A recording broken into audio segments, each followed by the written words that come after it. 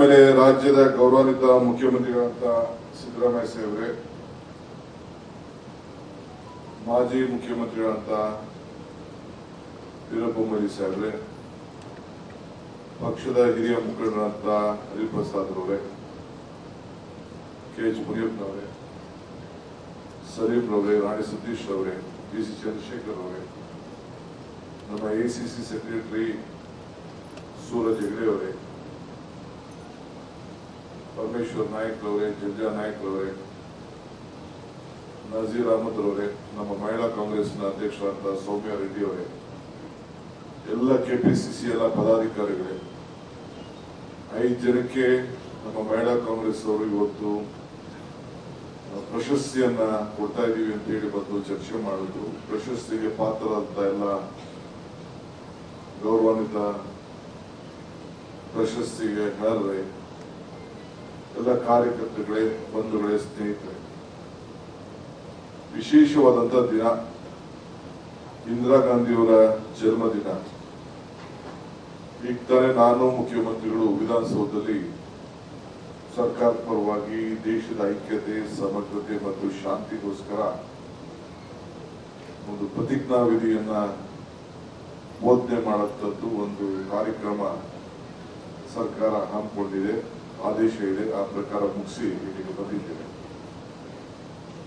ಇಂದಿರಾ ಗಾಂಧಿಯವರ ಬದುಕಿನಲ್ಲಿ, ಯುಗದಲ್ಲಿ ನಾವೆಲ್ಲ ಬದುಕಿದ್ದೇವೆ ಅನ್ನೋದು ನಮ್ಮೆಲ್ಲರ ಪುಣ್ಯ. ಯಾರು ಇಂದಿರಾ ಗಾಂಧಿಯವರನ್ನ ಈ ದೇಶದ ಪ್ರಜಾಪ್ರಭುತ್ವದ ವ್ಯವಸ್ಥೆಯಲ್ಲಿ ಬಂದ ಮೇಲೆ ಒಂದು ಹುಕ್ಕಿನ ಮಹಿಳೆಯನ್ನ ಯಾರು ಕೂಡ ಮರೆಯಲಿಕ್ಕೆ ಸಾಧ್ಯ ಇಲ್ಲ. ಅವರ ಪ್ರತಿಯೊಂದು ಕಾರ್ಯಕ್ರಮ ಇವತ್ತು ಇಂದಿರಾ ಗಾಂಧಿ ಇಲ್ಲದೆ ಇರ್ಬೋದು, ಆದರೆ ಅವರ ಪ್ರತಿಯೊಂದು ಕಾರ್ಯಕ್ರಮ, ಹೆಜ್ಜೆ, ದಿಟ್ಟವಾದಂತಹ ಹೋರಾಟತನ, ಧೈರ್ಯ, ಇವರೆಲ್ಲ ಇಡೀ ವಿಶ್ವನೇ ಅವ್ರನ್ನ ಒಪ್ಪಿ ಅವರ ನಾಯಕತ್ವ, ಗಾಂಧಿ ಕುಟುಂಬ ಕೊಟ್ಟಂತ ಮಾರ್ಗದರ್ಶನ, ತ್ಯಾಗ ನಾವ್ಯಾರು ಮರೆಯಲಿಕ್ಕೆ ಸಾಧ್ಯ ಇಲ್ಲ. ನಾನು ಆಗಾಗ ಒಂದು ಮಾತು ಹೇಳ್ತಾ ಇರ್ತೀನಿ, ಕಾಂಗ್ರೆಸ್ ಶಕ್ತಿ ಈ ದೇಶದ ಶಕ್ತಿ, ಕಾಂಗ್ರೆಸ್ ಇತಿಹಾಸ ಈ ದೇಶದ ಇತಿಹಾಸ. ಕಾಂಗ್ರೆಸ್ ಅಧಿಕಾರಕ್ಕೆ ಬಂದಾಗೆಲ್ಲ ಎಲ್ಲ ವರ್ಗದ ಜನರಿಗೆ ಅಧಿಕಾರಕ್ಕೆ ಬರ್ತದೆ ಅನ್ನೋ ಮಾತನ್ನ ಹೇಳ್ತಾ ಇದ್ದೀನಿ. ಆಮೇಲೆ ಗಾಂಧಿ ಕುಟುಂಬ ಈ ದೇಶವನ್ನ ಒಗ್ಗಟ್ಟಾಗಿಟ್ಟಿದೆ ಮತ್ತು ಪಕ್ಷನ ಕೂಡ ಒಗ್ಗಟ್ಟಾಗಿಟ್ಟಿದೆ ಅನ್ನೋದು ಕೂಡ ನಾವೆಲ್ಲ ಗಮನದಲ್ಲಿ ಇಟ್ಕೊಳ್ಬೇಕು. ಇವತ್ತು ನಾವೆಲ್ಲ ಅವರ ಆಡಳಿತವನ್ನ ಗಮನಿಸಿದ್ದೇವೆ. ಯಾವುದೇ ದಿಟ್ಟವಾದಂತಹ ಕಾರ್ಯಕ್ರಮ, ಬಡವನಿಗೆ ಜಮೀನು ಕೊಡೋದಿರ್ಬೋದು, ಸೈಟ್ ಕೊಡೋದಿರ್ಬೋದು, ಮನೆ ಕೊಡೋದಿರ್ಬೋದು, 20 ಲಕ್ಷದ ಕಾರ್ಯಕ್ರಮ, ಇವೆಲ್ಲ ಕೂಡ ಇವತ್ತು ಕೂಡ ಯಾರು ಯಾವ ಸರ್ಕಾರ ಬಂದು ಬದಲಾವಣೆ ಮಾಡಲಿಕ್ಕೆ ಆಗ್ಲಿಲ್ಲ, ಈಗೂ ಮಾಡಕ್ಕಾಗಲ್ಲ. ಈಗ ನಾವು ಅಂಗನವಾಡಿ ವ್ಯವಸ್ಥೆ ಬಗ್ಗೆ ನಾವು ಮಾತಾಡ್ತೇವೆ. ಪುಟಾಣಿ ಮಕ್ಕಳಿಗೆ ಊಟ ಕೊಡುವಂಥದ್ದು ಅಂಗನವಾಡಿ ಕಾರ್ಯಕ್ರಮ ಇಂದಿರಾ ಗಾಂಧಿಯವರೇ ಪ್ರಾರಂಭ ಮಾಡಿದ್ರು. ಬ್ಯಾಂಕಿನ ರಾಷ್ಟ್ರೀಕರಣ ಇಲ್ಲ ಅಂತಂದ್ರೆ ಎಲ್ಲಿ ನಾವು ಈ ರೀತಿ ಡೈರೆಕ್ಟ್ ಬೆನಿಫಿಟ್ ಟ್ರಾನ್ಸ್ಫರ್ ಮಾಡಲಿಕ್ಕೆ ಸಾಧ್ಯ? ಎಲ್ಲ ಬ್ಯಾಂಕ್ ರಾಷ್ಟ್ರೀಕರಣ ಆಗಲಿಲ್ಲ ಅಂದ್ರೆ ಯಾವ ರೀತಿ ತೊಂದರೆ ಆಗ್ತಿತ್ತು, ನಮ್ಮ ದೇಶ ಇಷ್ಟು ಮಟ್ಟಿಗೆ ಬೆಳಲಿಕ್ಕೂ ಸಾಧ್ಯ ಆಗ್ತಿರ್ಲಿಲ್ಲ. ಇವೆಲ್ಲ ಕೂಡ ಈಗ ತಾನೇ ನಮ್ಮ ಸೌಮ್ಯ ಅವರು ಹೇಳ್ತಾ ಭಾರತ್ ಜೋಡೋ ಯಾತ್ರೆಯಲ್ಲಿ ನಡೆದಂತ ಒಂದು ಘಟನೆ, ನಾನು, ಮುಖ್ಯಮಂತ್ರಿಗಳು, ರಾಹುಲ್ ಗಾಂಧಿ ಅವರು, ಹರಿಪ್ರಸಾದ್ ಅವರು ಎಲ್ಲ ನಾವೆಲ್ಲ ಇದ್ದು ಅಲ್ಲಿ ಮೊಳಕಾಲ್ಮೂರು ಹತ್ರ ಮಧ್ಯದಲ್ಲಿ, ಜಲಕೆರೆಯಿಂದ ಮೊಳಕಾಲ್ಮೂರು ಮಧ್ಯದಲ್ಲಿ ಅಲ್ಲಿ ಟೀ ಕುಡಿಯಕ್ಕೆ ನಿಲ್ಲಿಸಿದ್ದವು. ನಿಲ್ಲಿಸಿದಂತ ಸಂದರ್ಭದಲ್ಲಿ ಒಂದು ಹೆಣ್ಣು ತಾಯಿ ಮೊನ್ನೆ ಒಂದು 5-6 ತಿಂಗಳಾಯ್ತು ತೀರ್ಕೊಂಡು, ಪೇಪರ್ಲು ಬಂದಿತ್ತು. ಆ ಎಮ್ಮ ಬಂದು 2 ಸೌತೆಕಾಯಿ ಹಿಡ್ಕೊಂಡು ಬಂದು ರಾಹುಲ್ ಗಾಂಧಿ ಅವರಿಗೆ ಕೊಡಕ್ ಬಂದ್ರು. ಆಗ ರಾಹುಲ್ ಗಾಂಧಿ ಅವರು ಕೇಳಿದ್ರು, ಕನ್ನಡದವ್ರು ಮಾತಾಡ್ತಿದ್ರು, ಏನೇನು ಅಂತ. ನಾನು ಅದೇ ಮಧ್ಯ ಬಂದಾಗ, ನೋಡಪ್ಪ ನಿಮ್ಮ ಅಜ್ಜಿ ಕೊಟ್ಟಂತ ಜಮೀನಲ್ಲಿ ಈ ಸೌತೆಕಾಯಿ ಪಡೆದಿದ್ದೀನಿ, ತಗೊಳಪ್ಪ ಅಂತ ಹೇಳಿ ಆ ತಾಯಿ ರಾಹುಲ್ ಗಾಂಧಿಗೆ ಇದರ ಅರ್ಥ ಏನು ಅಂದ್ರೆ, ಹುಡುಗರಿಗೆ ಭೂಮಿ ಅವತ್ತಿನ ಕಾಲದಲ್ಲಿ ಕೊಡಬೇಕು ಅಂತ ತೀರ್ಮಾನ ಮಾಡಿ, ಯಾರು ಜಮೀನನ್ನ ಅವರೇ ಉಳ್ತಾ ಇದ್ರು ಅವ್ರಿಗೆ, ನಿರಾಶ್ರಿತರಿಗೆ ಎಲ್ಲ ಕೊಡಬೇಕು ಅಂತ ತೆಗೆದುಕೊಂಡಂತ ಒಂದು ಕಾರ್ಯಕ್ರಮ ಇದೆಯಲ್ಲ, ಯಾವುದೇ ಕಾರ್ಯಕ್ರಮ ಬೇಕಾದಷ್ಟು ಯಾರು ಬದಲಾವಣೆ ಮಾಡ್ಲಿಕ್ಕಾಗುದಿಲ್ಲ. ಆಮೇಲೆ ಕಾಂಗ್ರೆಸ್ ಸರ್ಕಾರ, ಯಾವುದೇ ಕಾಂಗ್ರೆಸ್ ಸರ್ಕಾರ ರಾಜೀವ್ ಗಾಂಧಿ ಕಾಲ ಇರಲಿ, ನರಸಿಂಹರಾಯರ ಕಾಲ ಇರಲಿ, ಮನಮೋಹನ್ ಸಿಂಗ್ ಕಾಲದಲ್ಲಿ ಯಾವುದೇ ಸ್ಕೀಮ್ಗಳನ್ನ ನಾವು ಜವಾಹರ್ಲಾಲ್ ನೆಹರು ಕಾಲದಿಂದ ಹಿಡಿದು ಇವತ್ತು ಕೂಡ ಒಂದು ಕಾರ್ಯಕ್ರಮ ಆಗ್ಲಿ ದಳದವರ ಅಧಿಕಾರಕ್ಕೆ ಬಂದಿರ್ಲಿ, ಬಿಜೆಪಿ ಅಧಿಕಾರಕ್ಕೆ ಬರಲಿ, ಇನ್ನೊಬ್ರು ಬಂದಿರ್ಲಿ, ಅದನ್ನ ಬದಲಾವಣೆ ಮಾಡೋಂತ ಶಕ್ತಿ ಧೈರ್ಯ ಯಾರಿಗೂ ಬರಲಿಲ್ಲ ಅಂತ ಈ ಸಂದರ್ಭದಲ್ಲಿ ನಾನು ಬಯಸ್ತೇನೆ. ಮೊನ್ನೆ ಚನ್ನಪಟ್ಟಣದಲ್ಲಿ ಕೆಲವರಿದ್ರು ನಾನು ಭಾಷಣ ಮಾಡ್ತಿದ್ದೆ ಯಾವುದೋ ಒಂದು ವೇದಿಕೆಯಲ್ಲಿ, ಹಿಂಗೆ ಹೇಳ್ತಾ ಇದ್ದೆ. ಆಯ್ತಪ್ಪ, ಪೆನ್ಷನ್ ಯಾರು ಶುರು ಮಾಡಿದ್ರು? ಓಲ್ಡ್ ಏಜ್ ಪೆನ್ಷನ್ ಶುರು ಮಾಡಿದ್ರು. ಅದಕ್ಕೆ ಒಂದು ಅಜ್ಜಿ ಮುದುಕಿ ಹೇಳ್ತಾ ಇದ್ರು, 40 ರೂಪಾಯಿ ಕೊಡ್ತಾ ಇದ್ರು ಸ್ಟಾರ್ಟಿಂಗ್ ಪೆನ್ಷನ್ಗೆ ಅಂತ. ಸೊ ಹಂಗೆ ನೆನ್ಸ್ಕೊಡ್ತಾ ಇದ್ರು, 40 ರೂಪಾಯಿ ಶುರು ಆಯ್ತು. ಹಂಗೆ ಅವತ್ತಿಂದ ಪೆನ್ಷನ್ ಇವತ್ತು ಎಷ್ಟು ಮಟ್ಟಕ್ಕೆ ಹೋಗಿದೆ. ಈಗ 1100 ರೂಪಾಯಿವರೆಗೂ ಪೆನ್ಷನ್ ನಾವು ಕೊಡ್ತಾ ಇದ್ದೀವಿ. ಏನಾದ್ರು ಬದಲಾವಣೆ ಮಾಡಕ್ ಆಯ್ತಾ? 60 ವರ್ಷ ಆದವ್ರಿಗೆ, ಹಿರಿಯರಿಗೆಲ್ಲ ಪೆನ್ಷನ್ ಕೊಡುವಂಥದ್ದು, ಹ್ಯಾಂಡಿಕ್ಯಾಪ್ ಪೆನ್ಷನ್ ಕೊಡುವಂಥದ್ದು ಇವೆಲ್ಲ ಕೂಡ ಮಾಡಲಿಕ್ಕೆ ಸಾಧ್ಯ ಆಗ್ತಿಲ್ಲ. ಇನ್ನ ಬಹಳ ಜನ ನಾಯಕರುಗಳಿದ್ದಾರೆ. ಇಂದಿರಾ ಗಾಂಧಿ ಅವರ ಪುಸ್ತಕ ಬಿಡುಗಡೆ ಮಾಡ್ತೀನಿ ಅಂತ ಹೇಳಿ ಒಂದು ಮಾತು ಕೊಟ್ಟಿದ್ದೆ ನಾನು, ಶ್ರಮಿಸಬೇಕು. ಪುಸ್ತಕ ಪ್ರಿಂಟ್ ಮಾಡಿಸಿ ಇಟ್ಬಿಟ್ಟಿದ್ದೀನಿ. ಅದು ಕಾಪಿ ರೈಟ್ ರಾಹುಲ್ ಗಾಂಧಿ ಅವ್ರ ಕೈಲಿದೆ, ಸೋನಿಯಾ ಗಾಂಧಿ ಅವರು ಬರೆದ ಪುಸ್ತಕ ಇಲ್ಲೇ ಇದೆಲ್ಲ ಪ್ರಿಂಟ್ ಮಾಡಿಸಿ ಸಾವಿರಾರು ಪುಸ್ತಕಗಳಿದೆ. ಇವತ್ತೇನಾದ್ರು ಮಾಡಿ ರಿಲೀಸ್ ಮಾಡೋಣ ಅಂತ ಹೊರಟಿದ್ದೆ. ನಾನು ರಾಹುಲ್ ಗಾಂಧಿ ಅವ್ರ ಎಲೆಕ್ಷನ್ ಬಿಸಿ ಇದ್ರು, ಆ ಲೆಟರ್ನ ತೆಗೆದುಕೊಳಕ್ ಆಗ್ಲಿಲ್ಲ. ಆ ಲೆಟರ್ ಇಲ್ಲದೆ ನಾನು ಅದನ್ನ ರಿಲೀಸ್ ಮಾಡಿದ್ರೆ ತಪ್ಪಾಗ್ತದೆ. ಇವತ್ತು ಚೀಫ್ ಮಿನಿಸ್ಟರ್ ಕೈಲಿ ರಿಲೀಸ್ ಮಾಡಿಸೋಣ ಅಂತಿದ್ದೆ. ಇವತ್ತು ಮಾಡೋದು ಸರಿ ಇಲ್ಲ, ನಾಳೆ ಬೆಳಗ್ಗೆ ತಪ್ಪಾಗ್ತದೆ.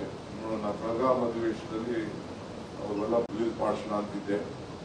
ಇವತ್ತು ಮಾಡೋದು ಸರಿ ಇಲ್ಲ, ನಾಳೆ ಬೆಳಗ್ಗೆ ತಪ್ಪಾಗ್ತದೆ.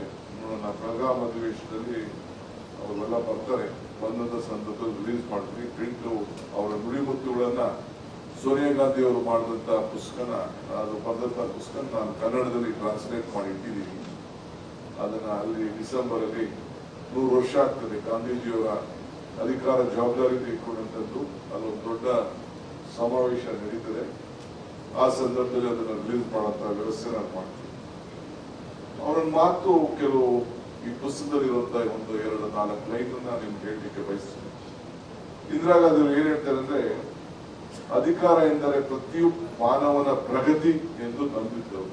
ಅಂದ್ರೆ ಅಧಿಕಾರ ಬರೀ ಅಧಿಕಾರ ಅಲ್ಲ, ಮಾನವನಲ್ಲೂ ಕೂಡ ಪ್ರಗತಿಯನ್ನ ಕಂಡಕ್ಕೆ ಮಾತ್ರ ಅಧಿಕಾರಕ್ಕೆ ಬೆಲೆ ಅನ್ನೋದನ್ನ ಅವರು ಭಕ್ತಿ ಹೇಳ್ತಾರೆ. ಅವ್ರು ಇನ್ನೊಂದ್ ಕಡೆ ಹೇಳ್ತಾರೆ, my father was A statement, I am A political woman. My father was A Saint but I am not. ಅಂದ್ರೆ ನನ್ನ ತಂದೆ ರಾಜಕೀಯದ ಪವಾಡ ಪುರುಷ ಇರಬಹುದು, ಆದ್ರೆ ನನ್ನ ದಾರಿಯೇ ಬೇರೆ. ಅಂದ್ರೆ ಅವರ ಚಿಂತನೆ, ಅವರ ಆಲೋಚನೆ ಯುಗಕ್ಕೆ ಬರ್ತಿದ್ದಂಗೆ, ವರ್ಷಗಳ ಜನರೇಷನ್ ಬರ್ತಿದ್ದಂಗೆ ಬದಲಾವಣೆ ಆಗ್ತಿತ್ತು ಅಂತ. ಇನ್ನೊಂದು, winning or losing the election is not less important than strengthening the country. ಅಂದ್ರೆ ಚುನಾವಣೆಯಲ್ಲಿ ಸೋಲುವುದು ಗೆಲ್ಲುವುದು ಮುಖ್ಯವಲ್ಲ, ಈ ದೇಶವನ್ನ ಗಟ್ಟಿಗೊಳಿಸುವುದೇ ಮುಖ್ಯ. ಇದು ಇಂದಿರಾ ಗಾಂಧಿಯವರ ವೆರಿ ಫೇಮಸ್ ಸ್ಟೇಟ್ಮೆಂಟ್. ಸೊ ಆಮೇಲೆ ಇನ್ನೊಂದು ಕಡೆ ಹೇಳ್ತಾರೆ, I am not a person to be pressure but anybody or any nation. ಅಂದ್ರೆ ಯಾವ ಅಕ್ಕಪಕ್ಕ ದೇಶ ಆಗಲಿ, ಎಷ್ಟೇ ದೊಡ್ಡ ದೇಶ ಆಗಲಿ, ನನ್ನ ಮೇಲೆ ಒತ್ತಡವನ್ನು ಹೇಳಲಿಕ್ಕೆ ಸಾಧ್ಯ ಇಲ್ಲ. ಸೊ ಪ್ರಜೆಗಳು ಅವರ ಕರ್ತವ್ಯವನ್ನ ಮರೆಬಾರದು, ಅವರ ಹಕ್ಕುಗಳನ್ನು ನಾವು ನೆನಪಿಸ್ಕೊಳ್ಬೇಕು. People trend to forget their duties but remember the rights. ಹಂಗೆ ನಿಮ್ಮ ಹಕ್ಕನ್ನ ಯಾವ ಕಾರಣಕ್ಕೂ ಕೂಡ ನೀವು ಬಿಡಬಾರದು. ನಾನು ಕೊನೆಯ ದಿನದ ಭಾಷಣದ ಬಗ್ಗೆ, ನಾನು ಅವರ ಮಾತು ಬಗ್ಗೆ ನಿಮಗೆಲ್ಲ ಗೊತ್ತಿದೆ. ಕೊನೆಯ ಗಳಿಗೆಯಲ್ಲಿ ನನ್ನ ಕೊನೆಯ ರಕ್ತ ಕೂಡ, ಒಂದೊಂದು ಹನಿ ಕೂಡ ಈ ದೇಶದ ಐಕ್ಯತೆಗೆ, ಸಮಗ್ರತೆಗೆ ನಾನು ಒಗ್ಗಟ್ಟಾಗಿರ್ತೀನಿ ಅಂತೇಳಿ. ಮತ್ತು ನನಗೊಂದು ಘಟನೆ ನೆನಪು ಬರ್ತದೆ. ನಾವೆಲ್ಲ ಯೂತ್ ಕಾಂಗ್ರೆಸ್ ಸಮಾವೇಶಕ್ಕೆ ಹೋಗ್ತಾ ಇದ್ದೋ, ಅವತ್ತು ಟ್ರೈನ್ ಕೂತಿದ್ದೋ. ಆಲ್ಮೋಸ್ಟ್ ದೊಡ್ಡಬಳ್ಳಾಪುರ ಬಿಟ್ಬಿಟ್ಟಿದ್ವಿ. ನಮಗೆಲ್ಲ ಮೆಸೇಜ್ ಬಂತು, ಇದಕ್ಕೆ ಟ್ರೈನ್ ನಿಂತೋಯ್ತು, ಇಂದಿರಾ ಗಾಂಧಿ ಅವರು ಶೂಟ್ ಮಾಡಿಬಿಟ್ರು ಅಂತ ಹೇಳಿ ಅಸಾಸಿನೇಷನ್ ಆಯ್ತು ಅಂತ ಗೊತ್ತಾಯ್ತು. ತಿರ್ಗಾ ವಾಪಸ್ ಬಂದು ಬೆಂಗಳೂರಲ್ಲ ದೊಡ್ಡ ಗಲಾಟೆ ಆಯ್ತು. ನಮ್ಮನ್ನೆಲ್ಲ ಎತ್ಕೊಂಡೋಗಿ ಮಲ್ಲೇಶ್ವರಂಗೆ ಜೈಲಿಗೆ ಹಾಕಿದ್ರು. ಇನ್ನ ರಜಾ ಘೋಷಣೆ ಮಾಡಿರ್ಲಿಲ್ಲ. ಆಮೇಲೆ ಕೊನೆಗೆ ಅವ್ರು ನೆಕ್ಸ್ಟ್ ಡೇ ಮಾಡಕ್ ಹೋದೆ. ಒಬ್ಬ ಪುಟ್ರಂಗಪ್ಪ ಅಂತ ಒಂದು ಡಿಸಿ ಇದ್ದ. ನಾನು ಥಿಯೇಟರ್ ಲೈಸೆನ್ಸ್ ಹಾಕಿದ್ದೆ, ಸಿನಿಮಾದ ಲೈಸೆನ್ಸ್ ಹಾಕಿದ್ದೆ, ನಮ್ಮೂರಲ್ಲಿ ದೊಡ್ಡ ಅವ್ನು ಕೇಳ್ದ ಮುಖಂಡಪ್ಪ ಡಿ ಸಿ ಪರಿಶಿಷ್ಟ ಜಾತಿ ಚಿತ್ರದುರ್ಗದವರು ಏನ್ ಹೆಸರಿಡ್ತೀಯ ಅಂತ. ನಾನು ಇಂದಿರಾ ಗಾಂಧಿ ಹೆಸರಿಡ್ತೀನಿ ಅಂತ ಅಂದೆ. ಒಂದೇ ನಿಮಿಷಕ್ಕೆ ಅವತ್ತೇ ಸೈನ್ ಮಾಡ್ಬಿಟ್ಟು ಎಲ್ಲ ಡೇಟ್ ಹಾಕ್ಬಿಟ್ಟು ಅಲ್ಲೇ ಸೈನ್ ಹಾಕ್ಬಿಟ್ಟ. ಸೊ ನಾನು ಇಂದಿರಾಜಿ ಚಿತ್ರಮಂದಿರವನ್ನ ನಮ್ಮ ಊರಲ್ಲಿ ನಡೆಸಿದೆ. ಈ ಒಂದು 10 ವರ್ಷ ಆಯ್ತು. ಟಿವಿಗಳು ವಿಡಿಯೋ ಜಾಸ್ತಿ ಬಂದ್ಮೇಲೆ ನಿಂತೋಯ್ತು. ಸೊ ಹಂಗೆ ನಾನು ಇಂದಿರಾ ಗಾಂಧಿ ಅವರ ಹೆಸರಿನಲ್ಲಿ ಥಿಯೇಟರ್ ಇಟ್ಟಂತ ಒಬ್ಬ ಕುಟುಂಬಕ್ಕೆ, ಆ ಹೆಸರಿಗೆ, ಆ ನಾಯಕತ್ವಕ್ಕೆ ನಾನು ಕೂಡ ಮಾರ್ಕ್ ಹೋಗಿದ್ದೇನೆ. ಸೊ ಅದರಿಂದ ಗಾಂಧಿ ಕುಟುಂಬ ನಾವ್ಯಾರು ಕೂಡ ಮರಲಿಕ್ಕೆ ಸಾಧ್ಯ ಇಲ್ಲ. ಖರ್ಗೆ ಸಾಹೇಬ್ರನ್ನ ಕೇಳಿದೆ, ಏನ್ ಬಿಲ್ಡಿಂಗ್ ಇರಬೇಕು ಸ್ವಾಮಿ ಇದನ್ನ ಅಂತಂದ್ರು. ACC ಅಧ್ಯಕ್ಷ ಆದಷ್ಟೊತ್ತಿಗೆ ಈ ಭವನನ ಇಂದಿರಾ ಗಾಂಧಿ ಭವನ ಅಂತ ಇರಬೇಕು ಡಿಕೆ ಅಂತ ಹೇಳಿದ್ರು. ಅದಕ್ಕೆ ಭವನ ಇಂದಿರಾ ಗಾಂಧಿ ಭವನ ಅಂತ ಈ ಬಿಲ್ಡಿಂಗ್ ಹೆಸರಿಟ್ಟೆ. ಈ ಹಾಲ್ಗೆ ಭಾರತ್ ಜೋಡೋ ಭವನ ಅಂತ ಈ ಹಾಲ್ ಹೆಸರಿಟ್ಟಿದೆ. ಹಂಗೆ ನಮಗೂ ಕಾಂಗ್ರೆಸ್ಗೂ ಇಂದಿರಾ ಗಾಂಧಿಗೂ ಇರುವಂತ ಸಂಬಂಧ. ಹಂಗೆ ನೀವು ನಾವೆಲ್ಲ ಇಂದಿರಾ ಗಾಂಧಿಯವರ ನಾಯಕತ್ವ, ಗಾಂಧೀಜಿಯವರ ನಾಯಕತ್ವ, ಕಾಂಗ್ರೆಸ್ನ ನಾಯಕತ್ವದಲ್ಲಿ ಪಕ್ಷದಲ್ಲಿ ಸದಸ್ಯರಾಗಿ ಸೇವೆ ಮಾಡುವಂತ ಒಂದು ಭಾಗ್ಯ ಸಿಕ್ಕಿದೆಯಲ್ಲ, ಇದೇ ನಿಮ್ಮೆಲ್ಲರ ಪುಣ್ಯ ಅಂತೇಳಿ ನಾನು ಭಾವಿಸ್ಕೊಂಡಿದ್ದೇನೆ. ಉಳಿಸ್ಕೊಳ್ಳೋಣ, ಬೆಳೆಸ್ಕೊಳ್ಳೋಣ, ಧೈರ್ಯಗಿರಿ, ಮುಂದಕ್ಕೆ ಹೊಸ ಯೋಜನೆಗಳನ್ನ ಕೊಡ್ತೀವಿ.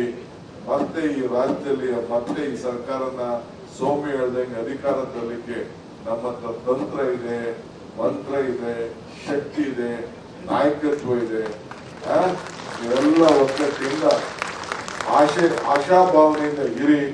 ನಿಮ್ಗೆಲ್ಲ ಭಗವಂತ ಒಳ್ಳೇದು ಮಾಡ್ತಾನೆ ಅನ್ನೋ ಮಾತನ್ನ ಹೇಳಿ ಶುಭ ಹಾರೈಸ್ತೇನೆ. ನಮಸ್ಕಾರ.